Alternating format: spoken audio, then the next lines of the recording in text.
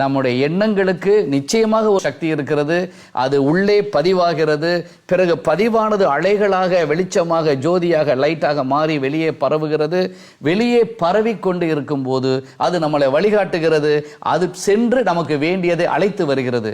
அதனாலதான் சில நேரங்கள்ல ஒரு புத்தகம் நீங்க வாங்கணும்னு நினைச்சுக்கிட்டே இருப்பீங்க. வாங்கணும், அதாவது ஒரு பொருளோ ஒரு புத்தகமோ, ஒரு குறிப்பிட்ட நேரம் நீங்க போவீங்க, நினைச்சோ அல்லது நினைக்காம போற இடங்கள்லயே அந்த வாய்ப்பு வரும், போய் அந்த புத்தகத்தை வாங்கிடுவீங்க. நான் நினைச்சுக்கிட்டு இருந்தாங்க இந்த புத்தகத்தை வாங்கிட்டேன் அப்படின்னு சொல்லுவீங்க. சில நேரங்களில் இன்னொரு அதிசயம் நடக்கும். நீங்க அந்த புத்தகத்தை வாங்குறேன்னு நினைச்சுக்கிட்டு இருப்பீங்க, ஆனா வாங்குற வாய்ப்பே இருக்காது. யாரோ ஒருத்தர், அது தெரிஞ்சவரோ தெரியாம சம்பந்தம் இல்லாம உங்களுக்கு ஒரு பரிசு அளிப்பார். அந்த பரிசை திறந்து பார்த்தா நீங்க நினைச்சுக்கிட்டு இருந்தீங்கல்ல வாங்கணும்னு, அந்த புத்தகம் அதுல அங்க இருக்கும்.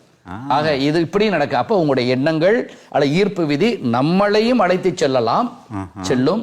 அதே நேரத்தில் நம்முடைய எண்ணங்கள் அலைகள் வெளியே சென்று அதற்குரியவர்கிட்ட போய் சேர்ந்து அவர் மூலம் நம்முடைய எண்ணங்களை செய்ய வைக்கலாம். அதனாலதான் நல்லதை நினைங்க, நிறைய பேர் உங்களுக்கு நல்லது செய்வாங்க. நீங்க தவறே நினைச்சுக்கிட்டு இருந்தா நம்ம கூட இருப்பவர்கள் கூட நம்மளை பார்த்தோன்னா தப்பு செய்ய சொல்லும்.